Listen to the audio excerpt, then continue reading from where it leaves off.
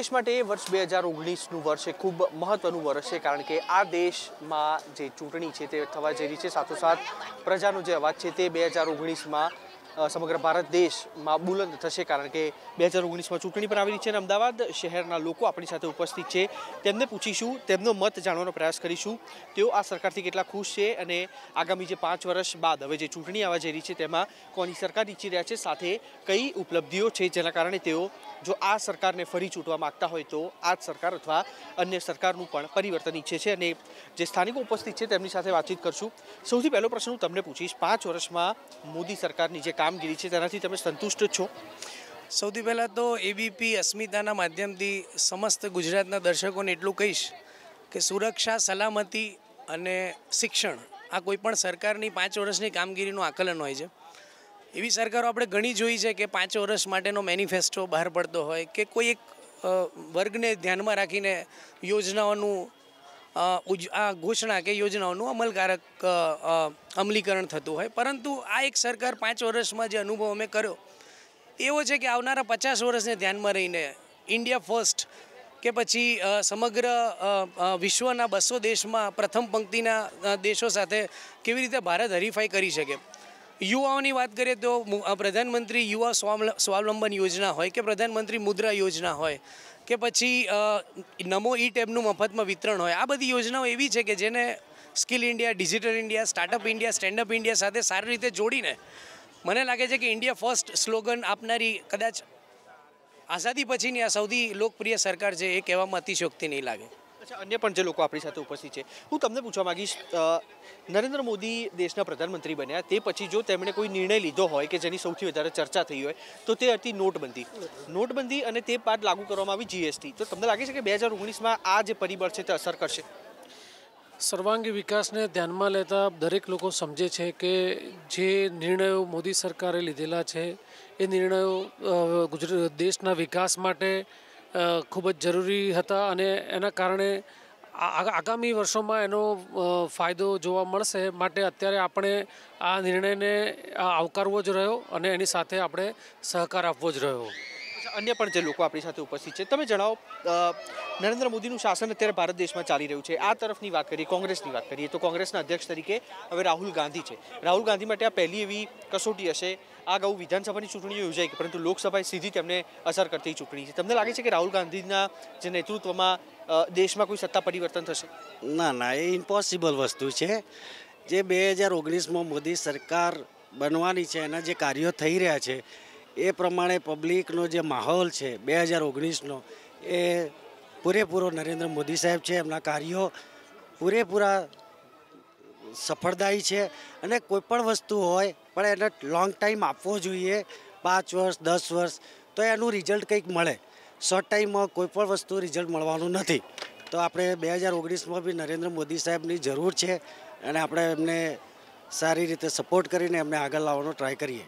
અચ્છા, યુવાન લોકો પણ ઉપસ્થિત છે. તમારી એજ શું છે? 25 એટલે તમે યંગ છો. બેરોજગારી અને રોજગારી આની વચ્ચેનો તફાવત તમે અત્યારે સમજી શકતા હશો. આ જે સરકાર છે મતલબ ભારતની અત્યારની જે સરકાર છે તેમાં તમને લાગે છે રોજગારીની તકો વધી? હા, મારા મુતાબિક મારા મિત્રો સાથે જે હું વાત કરું છું અત્યારે આપણા યુવાનો દર વર્ષે 50 થી 60 હજાર કમ્પ્યુટર એન્જિનિયર્સ, ઇલેક્ટ્રિકલ એન્જિનિયર્સ આપણા ગુજરાત રાજ્યની વાત કરીએ તો બહાર પડે છે. પણ એની સામે જો તમે આઈટી કંપનીઝ, ઇલેક્ટ્રોનિક કંપનીઝ જો ગુજરાત રાજ્યમાં જોવા માગો એટલી જોવા મળતી નથી. તો એ બાબતે ગુજરાતની રાજ્ય સરકાર અને કેન્દ્ર સરકાર બંને ભેગા મળી અને જે પ્રકારના એન્જિનિયર્સ બહાર આવે છે એ જ પ્રકારની કંપનીઝ અહીંયા હોય એ પ્રકારનું કામ કરવું જોઈએ. અચ્છા, હું હવે તમને પૂછવા માગું, રાહુલ ગાંધીએ કોંગ્રેસના અધ્યક્ષ તરીકે ચાર્જ લીધો તે પછી પહેલી તેમના માટે જે કસોટી હતી તે હતી 5 રાજ્યોની વિધાનસભાની ચૂંટણી જેમાં 3 રાજ્યોમાં કોંગ્રેસની સરકાર આવી. આ જે આખી પરિસ્થિતિ છે, આખી જે સિચ્યુએશન છે તે જોતાં હવે તમને શું લાગે છે કે આ જે મુકાબલો છે તે કેટલો રસપ્રદ રહેવાનો? આમાં એવું છે કે 3 રાજ્યોમાં આવી સરકાર કોંગ્રેસની, હજુ એ શરૂઆત છે. પાછળના ભાગમાં હજુ પાછળનું પિક્ચર બાકી છે. અમારા મત પ્રમાણે ભાજપ ઓલવેઝ ફાઇન રહેવાનું અને ભાજપ જ આવશે. તમને પૂછું, ઐતિહાસિક નિર્ણય અત્યારે લેવાયો, લગભગ ગયા અઠવાડિયે લેવાઈ ગયો, 10% સવર્ણ અનામતનો. આ કેટલું અસરકારક પરિબળ રહેશે? અને ગુજરાતમાં, કારણ કે ગુજરાતમાં સૌથી વધારે આંદોલનનું જે મૂળ કહેવાય તે ત્યાંથી શરૂ થયું હતું, એકચ્યુઅલી આમ જોવા જઈએ તો 10% સવર્ણોની અનામત એ મોદીજીનો બહુ માસ્ટર સ્ટ્રોક હતો અને ઘણા ટાઈમથી એની માગણી હતી પણ અને એ પૂરી કરી સરકારે, એટલે બધી જ રીતે યોગ્ય છે. આજે તમે જુઓ વર્લ્ડમાં આપણા પાસપોર્ટનું કંઈ વજન પડે છે. આજે સુગરના મેન્યુફેક્ચરિંગમાં ઇન્ડિયા નંબર 1 છે. જો સોલરની વાત કરીએ તો નંબર 2 છે, ઇલેક્ટ્રિસિટીની વાત કરીએ તો નંબર 3 છે અને સાથે સાથે આજે ચોથી આર્થિક મહાસત્તા આજે ઇન્ડિયાને આપણે ગણી શકીએ. તો એવા અર્થમાં આજે ઇન્ડિયાનું નામ છે અને આ તો હજુ શરૂઆત છે. આ તો હજુ ભારતે લોકોને હજુ ઢંઢોળ્યા છે કે ભાઈ અમે કંઈક છીએ. ચમત્કારો બતાવવાના તો હજુ બાકી છે અને એના માટે ચોક્કસથી આવતા 5 વર્ષ મોદીજીને આપણે ચોક્કસથી આપવા જોઈએ. તો આવતા વર્ષોમાં ભારત વિશ્વગુરુ બની શકે. આ તો વાત થઈ ભારત દેશની. તમને હવે પૂછું, કારણ કે આપ અમદાવાદમાં રહી રહ્યા છો, આપણે સૌ અમદાવાદમાં છીએ, ગુજરાતમાં છીએ. રાજ્ય સરકાર એટલે કે ગુજરાત સરકાર અને ગુજરાત કોંગ્રેસ બંને વચ્ચે તમને શું ફરક લાગે છે અત્યારની જે પરિસ્થિતિ છે તે અનુસાર? ગુજરાત સરકારની વાત કરીએ તો કોંગ્રેસ અને ભાજપ સરકાર બે વચ્ચેનો તફાવત કહેવો બહુ અઘરો છે, કારણ કે કોંગ્રેસ નથિંગ જ છે અને ભાજપ સાથે કમ્પેરિઝન કરવી બહુ મોટી વાત છે એમના માટે. રાફેલનો મુદ્દો ખૂબ ચગ્યો. બંને પક્ષો એડી ચોટીનું જોર લગાવી દીધું. સુપ્રીમ કોર્ટમાં અત્યારે આખો મામલો પેન્ડિંગ છે. રાફેલ જે છે તે 2019ને કેવી અસર કરશે? જો કે તેના પછી સવર્ણ અનામતનો મુદ્દો પણ સરકાર તરફથી લાગુ કરી દેવામાં આવ્યો છે. તેમ છતાં રાફેલનો મુદ્દો અસર કરશે? રાફેલનો મુદ્દો છે એ આપણે સદનમાં સુપ્રીમ કોર્ટે પણ ચુકાદો આપી દીધો છે અને ભાજપની ફેવરમાં જ છે. અને હજુ કે જે મોદી સાહેબે અત્યારે જે યુરી પિક્ચર આવ્યું આજે જ અમારી ટીમે જોયું, તો એ જોતાં જો બધા લોકો જોશે તેવું લાગશે કે મોદીમાં જે હિંમત છે એ રાફેલ મુદ્દો કોઈ લોકસભામાં ઇલેક્શનમાં કોઈ રીતે એને ભાજપને નુકસાન નહીં કરે એવું જાણવા મળે છે. કારણ કે જે મોદીમાં એમની ટીમમાં જે સરકારમાં જે હિંમત છે, મૂળ રાફેલ મુદ્દો તો કોંગ્રેસવાળા ચગાયેલો છે. આવા તો હજારો મુદ્દાઓ કોંગ્રેસમાં હતા પણ મોદી સાહેબ હજુ એને દબાઈને રાખે છે. જો એ મોદી સાહેબના હાથમાં તો છે જ, જો વધારે કરશે તો એના હાથમાં આવશે તો એમને ખબર પડશે કે શું હજુ આ છે. એના માટે આપણે મોદી સાહેબને સપોર્ટ કરીએ છીએ. રામ મંદિર પણ છે તે છેલ્લા અનેક વર્ષોથી તમે પણ જોતા હશો, દરેક ચૂંટણીમાં તે મુદ્દો આવીને ઊભો રહે છે. રાજ્યની ચૂંટણી હોય કે દેશની ચૂંટણી હોય, રામ મંદિર તમને લાગે છે કે ખરેખર ભારત દેશને મળશે? 100%, 110% રામ મંદિર બનશે અને 100% બનશે. અને અત્યારે અપક્ષવાળા જ એના પગ ખેંચી રાખે છે નહીં બનવા દેતા માટે 100% રામ મંદિર બનશે. ચોક્કસ. આ તરફ મહિલાઓ પણ ઉપસ્થિત છે, હવે તેમની સાથે વાતચીત કરવાનો પ્રયાસ કરીએ.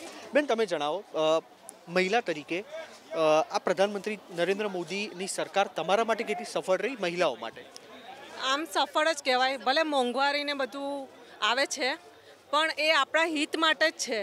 દેશનું દેવું કે ગમે તે પ્રશ્ન ઉકેલવા માટે એમને થોડાક નિર્ણયો લેવા પડે, મોંઘવારી લાવવી પડે, તો એ બધાએ એનો સ્વીકાર કરવો જોઈએ.